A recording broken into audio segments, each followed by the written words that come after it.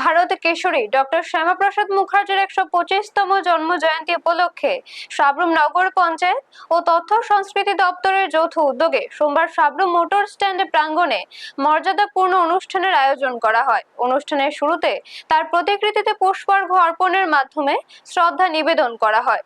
বক্তারা দেশের ঐক্য, অখণ্ডতা ও জাতীয়তাবাদী চেতনা প্রতিষ্ঠায় ডক্টর মুখার্জির অবদানের কথা স্মরণ করেন এবং তার আদর্শ নতুন প্রজন্মের কাছে পৌঁছে দেওয়ার আহ্বান জানান। অনুষ্ঠানের অন্যতম আকর্ষণ ছিল সাবরুম হাসপাতাল চৌমুহনী থেকে রামকৃষ্ণ আশ্রম পর্যন্ত সড়কের আনুষ্ঠানিক নামকরণ। এদিন সড়কটির নতুন নাম শ্যামাপ্রসাদ মুখার্জি লেন ঘোষণা করে উদ্বোধন করা হয়। অনুষ্ঠানের প্রধান অতিথি হিসেবে উপস্থিত ছিলেন 39 মনু বিধানসভা কেন্দ্রের বিধায়ক মাইলা ফ্রুমগ।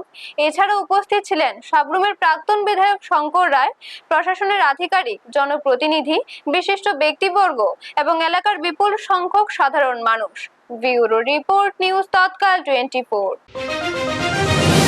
ব্যক্তির ফটো লাগানো আছে, এই ব্যক্তিটি কে? ঠিক বলেছো। কে বলেছে এই কথা? কে বলেছে? একটা স্টুডেন্ট বলেছে, শ্যামাপ্রসাদ মুখার্জি। আমরা এই শ্যামাপ্রসাদ মুখার্জির নামটা কত বছর ধরে জানি, এর আগে কেন জানতাম না? এই শ্যামাপ্রসাদ মুখার্জি আমাদের ভারতের জন্য, আমাদের জন্য কি অবদান রেখে গেছেন। ওনার স্বপ্ন ছিল এক দেশ, এক বিধান, এক নিশান, মানে একটি রাষ্ট্র, একটি তিরঙ্গা এবং একটি সংবিধান।